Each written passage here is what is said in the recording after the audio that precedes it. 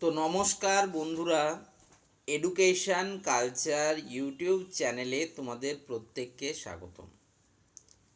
2026-27 শিক্ষাবর্ষের জন্য ওয়েস্ট বেঙ্গলের যে আইটিআই স্টুডেন্টরা রয়েছে তারা যে ফর্ম ফিল আপ প্রক্রিয়ায় অংশগ্রহণ করছো, তো তাতে বেশ কিছু সমস্যার কিন্তু উদ্ভব হয়েছে। আমি নিজেও যখন একজন স্টুডেন্টের ফর্ম ফিল আপ করতে গেলাম তখন এই প্রবলেমগুলো আমিও ফেস করেছি। তাই আমি তোমাদের সাথে এই প্রবলেমগুলো এবং তার সম্ভাব্য সলিউশন নিয়ে আলোচনা করছি।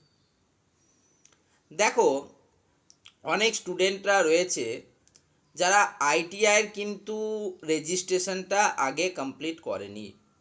তারা একদম রেজিস্ট্রেশন প্রসেস থেকে শুরু করে ফর্ম ফিল আপ পুরোটাই কিন্তু করতে পারছে, এতে কোনো রকম কোনো প্রবলেম হচ্ছে না।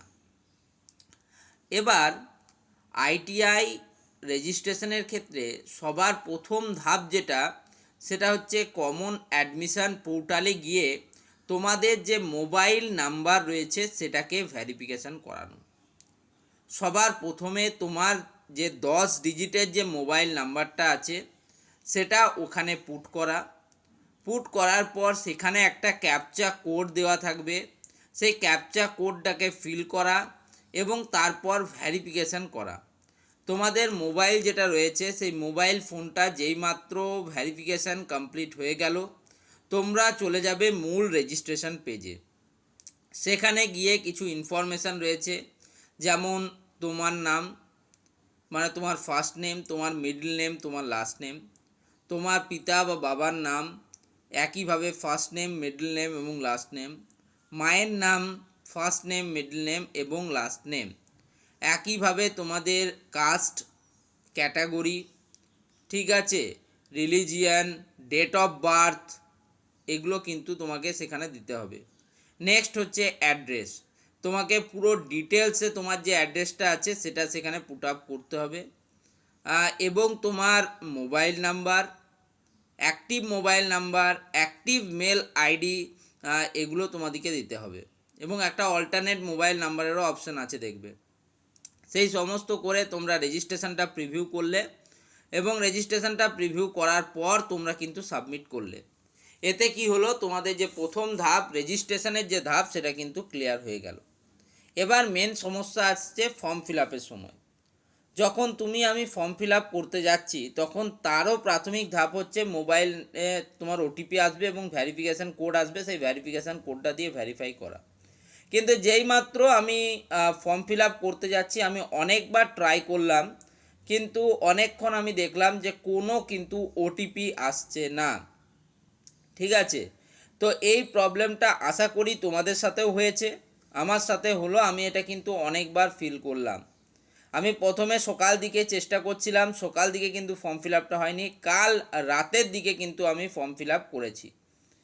তো রাতের দিকে কিন্তু ওই ওটিপি রিলেটেড সমস্যাটা কিন্তু সেরকম ছিল না, তবে ভোরবেলার দিকে এই সমস্যাটা আমি ফিল করতে পারছিলাম। নেক্সট যেই মাত্র তার পরবর্তী প্রসেসে গেলাম, সেখানে আমার সব ডকুমেন্টেশন আপলোড করলাম এবং তারপর যখন আমি আমার ইমেজ আপলোড করছি তখন বলছে নো হিউম্যান ফেস ডিটেক্টেড। এরকম একটা সমস্যা কিন্তু আমি ওখানে দেখতে পেলাম, এবং এই সমস্যাটা তোমাদের সাথেও আশা করি হয়েছে। কেন এই সমস্যাগুলো হচ্ছে তার কিন্তু সঠিক কোনো কারণ এখনও পাওয়া যাচ্ছে না। তোমাদিকে আমি শুধুমাত্র বলবো, তোমরা এমন একটা জায়গায় বসবে যেখানে কিন্তু অ্যাক্টিভ নেটওয়ার্ক রয়েছে, কারণ নেটওয়ার্কের সমস্যার জন্য এমনটা কিন্তু হতে পারে। তাছাড়া বর্তমান সময়ে এআই, আর্টিফিশিয়াল ইন্টেলিজেন্স অ্যান্ড তোমাদের যে ডেটা সায়েন্স ইত্যাদি যে টেকনোলজিগুলো এসছে, তার জন্য অনেক জায়গায় কিন্তু এআই রিলেটেড যে ফেস সেটা কিন্তু ইউজ করা হচ্ছে। সেক্ষেত্রে হতে পারে তোমাদের কিন্তু ফেস ডিটেকশানে অসুবিধা হচ্ছে। নেক্সট যে প্রবলেমটা সেটা হচ্ছে ফিজ পেমেন্টের প্রবলেম শুধুমাত্র 2026-27 শিক্ষাবর্ষে নয়, প্রত্যেকটা শিক্ষাবর্ষেই হয়। অনেক সময় দেখবে পেমেন্ট করলে পেমেন্ট ফেলড হয়ে যায়, অনেক সময় কিন্তু পেমেন্ট ডেবিট কার্ড থেকে, আমি অনেকবার দেখেছি রুপে যে ডেবিট কার্ড রয়েছে সেটার দ্বারা পেমেন্ট করলে অনেক সময় পেমেন্ট আটকেছে। সেক্ষেত্রে আমি বলি যে ইউপিআই আইডির থ্রুতে বা ইউপিআই কিউআর কোডের থ্রুতে, যেটা সব থেকে ইজিয়েস্ট ওয়ে, সেটার সাহায্যে তোমরা কিন্তু ফিস পেমেন্টটা করতে পারো। সেক্ষেত্রে 99% পর্যন্ত চান্স থাকে তোমাদের কিন্তু যে পেমেন্টটা সেটা অ্যাপ্রুভ হয়ে যাওয়ার। ঠিক আছে, আমি একদম তোমাদিকে উল্টোপাল্টা কোনো তথ্য দিচ্ছি না, এটা আমি করে ভেরিফাই করে তারপরে তোমাদিকে জানাচ্ছি। তো এই সমস্যাগুলো কিন্তু লেগেই রয়েছে প্রত্যেকটা। প্রথমেই তোমাদের জানিয়ে রাখি, এটা বলা হয়েছে যে যদি তোমাদের ফর্ম ফিল আপে কোনো অসুবিধা হয় বা কোনো ভুল হয়, সেক্ষেত্রে তোমরা পেনাল্টি দিয়ে কিন্তু সেই ভুলটা পরে ঠিক করতে পারবে। এটা কিন্তু একটা ভালো উদ্যোগ বলে আমার মনে হয়েছে। কাউন্সিল কিন্তু এবারেই এটা ইন্ট্রোডিউস করেছে, আগে কিন্তু এরকম কোনো কিছু ছিল না।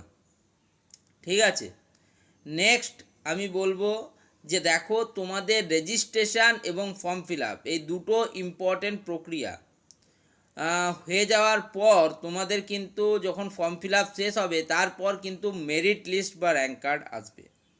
এখন মেরিট লিস্ট বা র্যাঙ্ক কার্ড এতটা গুরুত্বপূর্ণ কেন?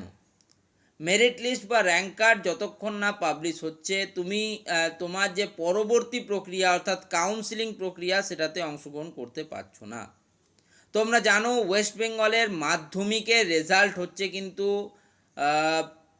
মে মাসের 7 তারিখে, 7th মে, 7 না 8 তারিখে মনে হয়, মেবি 8 তারিখে। এবং এইচএস রেজাল্ট যেটা রয়েছে সেটা হচ্ছে 14 তারিখে, 14th মে। তো এই 8 তারিখে, হ্যাঁ 8 তারিখে হচ্ছে মাধ্যমিকের রেজাল্ট, 14 তারিখে হচ্ছে উচ্চ মাধ্যমিকের রেজাল্ট। এই দুটো দিন তোমাদের প্রত্যেকের জন্য কিন্তু খুব ইম্পর্ট্যান্ট রয়েছে। কারণ অনেক স্টুডেন্ট যারা কিন্তু ফর্ম ফিল আপ করছে তারা অ্যাপিয়ারিং ক্যান্ডিডেট হিসেবে ফর্ম ফিল আপ করছে, এবং অ্যাপিয়ারিং ক্যান্ডিডেটদের তোমাদের যে মার্কস আপলোডিং সেটা তারা করতে পারছে না, টোটাল মার্কস, অবটেইন মার্কস এগুলো আপলোডিং করতে পারছে না, যার ফলে তাদের যে ফর্ম ফিল আপটা সেটা কিন্তু কমপ্লিট হচ্ছে না।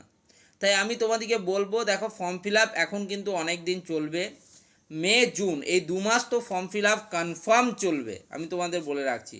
তাই একদম তাড়াহুড়ো করার কোনো প্রয়োজন নেই, ধীরে সুস্থে তোমরা ফর্মটাকে ফিল আপ করো। হাজার হাজার ইউটিউব চ্যানেলে হাজার হাজার ভিডিও কিন্তু ফর্ম ফিল আপ রিলেটেড দিয়ে দিয়েছে, তাই সেই বিষয়টাই আবার তোমাদেরকে দেখানো মানে একটা মূর্খামি ছাড়া আর কিছুই নয়। ঠিক আছে, সেটা খালি ভিউজ নেওয়া হবে আর কিছু না। তাই আমি তোমাদের মনে করি যে তোমাদের যেগুলো হেল্প, তোমাদের যে যে বিষয়ে হেল্প দরকার সেগুলো বলো। যদি ফর্ম ফিল আপে ইস্যুগুলো তোমাদের না হচ্ছে তাহলে খুবই ভালো, যদি হচ্ছে তাহলে সমাধান আমরা বলে দিচ্ছি, সেই সমাধানগুলো তোমরা ফলো করো। ঠিক আছে, এই ভিডিওটা এখানেই শেষ করছি। ধন্যবাদ সকলকে, ভালো থেকো।